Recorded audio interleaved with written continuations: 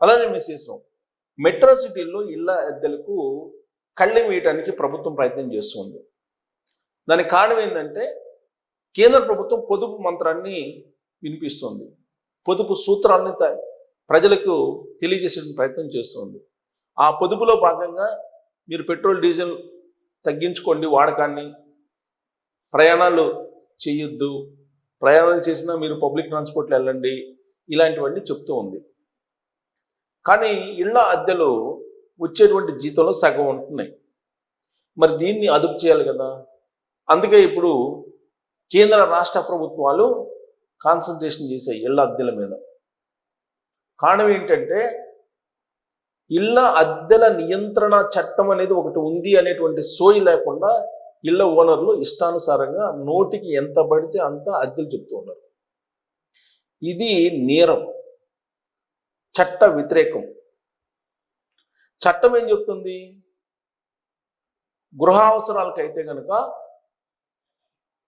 Advance ఒక నెల rent కలిపి 2 అడ్వాన్సులు తీసుకుని ఇంట్లో చేరిపోయిన తర్వాత నెక్స్ట్ మీరు కంటిన్యూ కావచ్చు అని చెప్పారు. దానికి 11 నెలలు టైం పెట్టారు. ఈ 11 నెలలు మినిమం ఏవైతే సౌకర్యాలు ఇవ్వాలో వాటరు, కరెంటు, ఇలాంటి మౌలిక సదుపాయాలు ఇవ్వాల్సిన బాధ్యత ఇంటి యజమాని. ఇవ్వకపోతే నేరస్తుడిగా చూడాల్సి వస్తుంది ఇంటి ఓనర్ని. అలాగే అద్దె చట్టంలో అద్దెదారుడు కూడా అద్దెకు దిగిన అతను కూడా ఆ నామ్స్ ప్రకారం నెల ఇవ్వాలి అద్దె.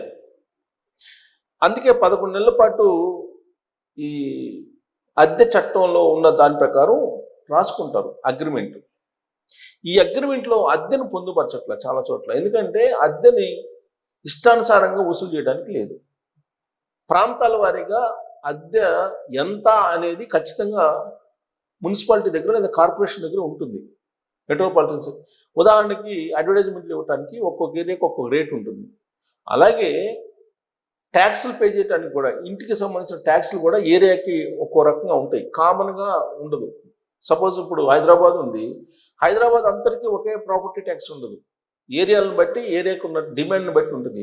సేమ్ అలాగే అద్దె నియంత్రణ చట్టంలో కూడా ఏ ఏరియాలో ఎంత ఎస్ఎఫ్టీకి ఎంత వసూలు చేయాలి అనేది కూడా ఉంటుంది. కమర్షియల్ అయితే కనుక 3 months, అదే రెసిడెన్షియల్ అయితే 2 months అడ్వాన్స్ ఇచ్చేసి మీరు అద్దెకి దిగచ్చు. కానీ దీన్ని ఏం చేస్తున్నారు కొంతమంది ఇంటి ఓనర్స్ 2 నెలలు అడ్వాన్సు, 1 నెల రెంట్ అని చెప్పి 3 నెలలు అడ్వాన్స్ తీసుకుంటున్నారు. ఇది చట్టరీత్యా నేరం. దీని మీద కంప్లైంట్ చేస్తే అద్దె ఓనర్లు కోర్టు చుట్టూ తిరగాల్సింది, వాళ్ళకి శిక్ష పడుతుంది. సో అద్దె నియంత్రణ చట్టం అనేది ఒకటి ఉంది, దాన్ని కట్టుబడి అనుసరించాలి, దాన్ని కట్టుబడి ఉండాలి అనేది అద్దె ఓనర్లు దాదాపుగా ఎవరు కూడా భావించట్ల. దాని మీద కంప్లైంట్ చేసేటువంటి వాళ్ళు కూడా లేరు, ఏదో నడిచిపోతుంది. కానీ ఇప్పుడు యాజ్ ఆఫ్ నౌ మహాసంక్షోభం వస్తూ ఉంది. ఈ సంక్షోభం ప్రజల్ని నడి రోడ్డు మీద నిలబెట్టబోతుంది అని చెప్పి కేంద్ర ప్రభుత్వం చెప్తుంది. ప్రధానమంత్రి హోదాలో నరేంద్ర మోడీ గారే చాలా క్లియర్గా చెప్పారు, సంక్షోభం రాబోతుంది, ఈ సంక్షోభం నుంచి మనం బయటపడాలంటే పొదుపు అనేది పాటించాలి అని. పొదుపు పాటించాలంటే ఏం చేయాలి? ప్రధానమంత్రి నరేంద్ర మోడీ గారు కాన్వాయ్ నుంచి మొత్తం పూర్తి స్థాయి కాన్వాయ్ 15 వెహికల్స్ అయితే 2 వెహికల్స్ కుదించేశాడు.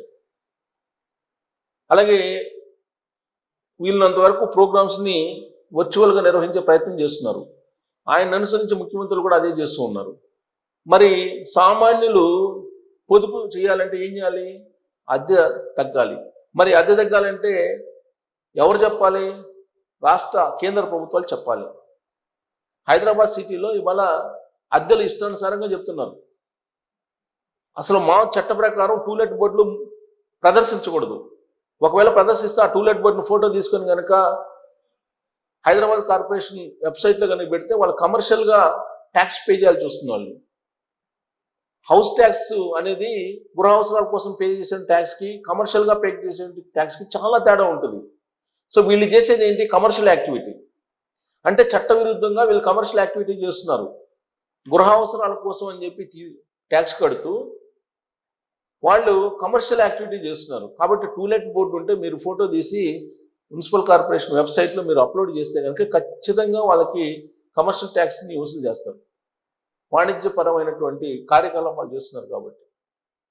పైగా 3 నెలలు అడ్వాన్స్ అని చెప్పి తీసుకుంటున్నారు ఎవరు? అద్దెదారుల దగ్గర. అది కూడా నేరం. అడ్వాన్స్ అనేది 1 నెల రెంట్, మొత్తం రెండు అడ్వాన్స్ 2 నెలలు ఇచ్చేసి మీరు దిగిపోవాలి అంతే. No rent. నెల అయిన తర్వాత మళ్ళీ రెంట్ ఇవ్వాలి. కానీ వీళ్ళు దాన్ని ఎలా చేశారంటే కొన్ని ఏరియాల్లో 2 నెలలు అడ్వాన్స్ 1 నెల రెంట్ అని చెప్పి 3 నెలలు తీసేసుకుంటున్నారు. అంటే 3 నెలలు అడ్వాన్స్ తీసుకుంటున్నారు. ఇది కమర్షియల్కి మాత్రమే, గృహ అవసరాలకు కాదు. ఇది కనుక కంప్లైంట్ చేస్తే ఖచ్చితంగా ఇంటి ఓనర్లు నేరస్తులుగా మిగిలిపోతారు. అద్దె చట్టాన్ని మీరు కనుక గూగుల్లో కొడితే, లేదంటే ఆర్టిఫిషియల్ ఇంటెలిజెన్స్ని అడిగితే అద్దె నియంత్రణ చట్టం అని చెప్పి వస్తుంది.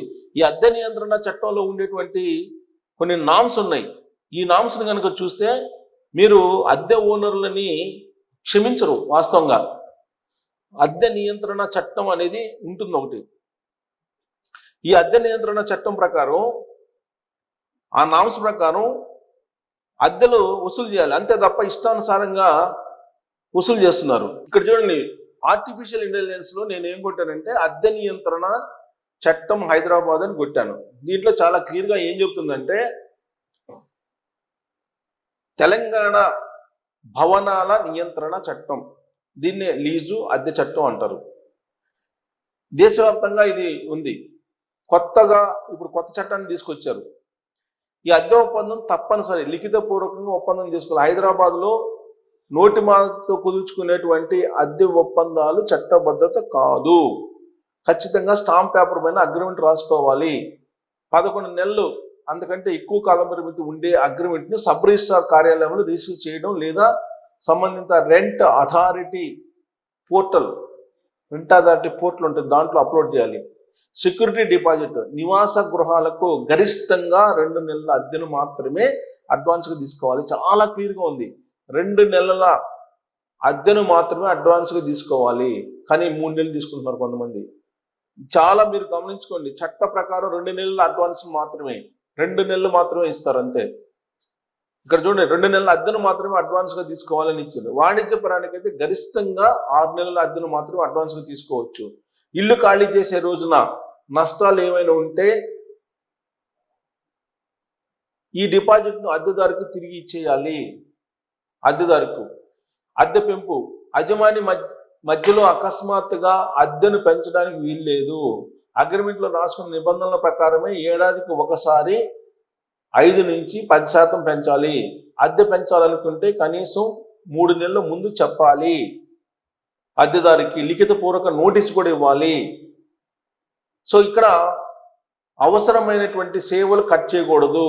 ఒకవేళ అద్దెదారుడు అద్దె చెల్లించకపోయినా, అద్దె కరెక్ట్గా చెల్లించట్లేదని, వివాదాలు ఉన్నాయని, యజమాని కనుక కరెంటు కానీ, వాటర్ కానీ, ఇంటర్నెట్ కనెక్షన్ కానీ కట్ చేస్తే చట్ట ప్రకారం ఇంటి ఓనర్ని తీసుకెళ్లి జైల్లో పెడతారు. ఈ చట్ట ప్రకారం యజమాని లేదా యజమాని తన ఇల్లే కదా అని చెప్పి ఎప్పుడు పడితే అప్పుడు రావడానికి వీల్లేదు. ఇల్లు చూడటానికి లేదా రిపేర్ల కోసం రావాలంటే కనీసం 24 గంటల ముందే సమాచారం ఇవ్వాలి ఓనరు. అది కూడా పగలు 7 నుంచి రాత్రి 8 గంటల లోపు మాత్రమే రావాలి. ఇది నిబంధన చెప్తుంది. సో యజమానికి ఉండే హక్కులు ఏంటి? అద్దెదారు వరుసగా 2 నెలల పాటు అద్దె కట్టకపోతే యజమాని వారిని ఖాళీ చేయించేందుకు లీగల్గా ప్రొసీడ్ కావచ్చు. యజమాని ఆయన ఇల్లు తన సొంత వాడకానికి లేదా కుటుంబ సభ్యుల అవసరానికి అవసరమైతే సరైనటువంటి నోటీస్ ఇచ్చి ఖాళీ చేయించవచ్చు.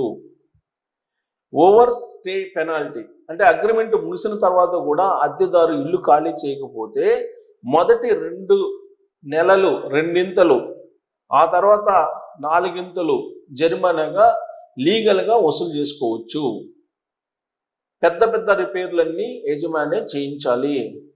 ఇంటి స్ట్రక్చర్ పాడవడం, గోడలకు సున్నాలు, పెయింటింగ్, మెయిన్ పైపులు పగలడం, అంతర్గత వైరింగ్ సమస్యలను యజమానే చూడాలి. చిన్న రిపేర్లు, స్విచ్లు, బోర్డులు కాలిపోవడం, డ్రైనేజ్ బ్లాక్ కావటం, కిటికీ అద్దాలు పగలటం వంటివి మాత్రం రోజువారీ చిన్న ఖర్చులను అద్దెదారు చూసుకొని అద్దెలో మినహాయించుకోవాలి. ఇది హైదరాబాద్ అద్దె వివాదాలు వస్తే సివిల్ కోర్టుల చుట్టూ తిరగాల్సిన అవసరం లేకుండా రెంట్ ట్రిబ్యునల్ అందుబాటులో ఉంది. 60 రోజుల్లో మీ సమస్యను పరిష్కరిస్తాయి. రెంట్ ట్రిబ్యునల్కి వెళ్తే మీరు 60 రోజుల్లో మీ సమస్యను పరిష్కరిస్తాయి. కాబట్టి మీకు ఉన్నటువంటి హక్కుని మీరు ఉపయోగించుకోండి.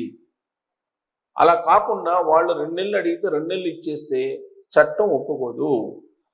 2 నెలల కన్నా ఎక్కువ అడిగితే చట్టం ఒప్పుకోదు. 3 నెలలు అడుగుతున్నారు కొంతమంది. 3 నెలలు చెల్లదు. 2 నెలలు అడ్వాన్స్ ఇచ్చేసి మీరు ఇంట్లో దిగిపోవచ్చు.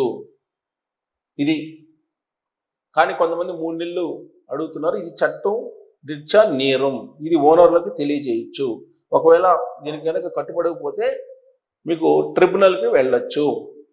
కాబట్టి ఎట్టబడితే అట్ట వసూలు చేస్తే అద్దెలు, పొదుపు ఏదైతే ఉందో కేంద్ర ప్రభుత్వం చెప్తుందో ఆ పొదుపు సాధ్యం కాదు. కాబట్టి ఇంటి ఓనర్లని అదుపులో పెట్టాలి కేంద్ర రాష్ట్ర ప్రభుత్వాలు అనేటువంటి ఒక డిమాండ్ ఇప్పుడు ప్రభుత్వం నుంచి అలాగే ప్రజల నుంచి వస్తూ ఉంది. మరి ఇంటి ఓనర్లు ఎవరు అదుపు పెట్టాలి అనే దాని మీద మీరు కామెంట్ చేయొచ్చు. Thank you.